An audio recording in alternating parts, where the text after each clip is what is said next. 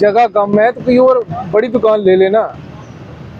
जगह कम का मतलब है कि कल आप ज्यादा सामान ले आएंगे तो यहाँ आ जाएंगे, बाहर रोड भी बंद कर देंगे।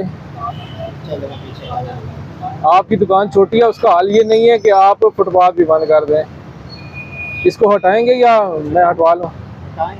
हटाएं, जल्दी करें, पीछे करें सामान अपना।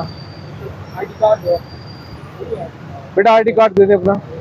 आपने क्यों रोड पे ये लगाया हुआ है? क्यों रोड पे रखा हुआ है ये?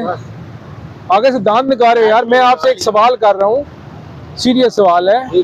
आप एक गलत काम कर रहे हैं, उसके बारे में आपसे पूछ रहा हूँ। आप आगे से मुस्कुरा रहे हैं। मैंने कोई जोक सुनाया आपको? ठीक है, आईडी कार्ड दे दें, वो अंदर हम करा लेंगे। आईडी कार्ड दे दें आप। नहीं है, ठीक है, इसका सामान उठा लें। रजिस्टर उठाएं, इसके रजिस्टर 5 रजिस्टर उठा लें बस। ठीक है, पीछे आएगा खुद। छोड़ नहीं,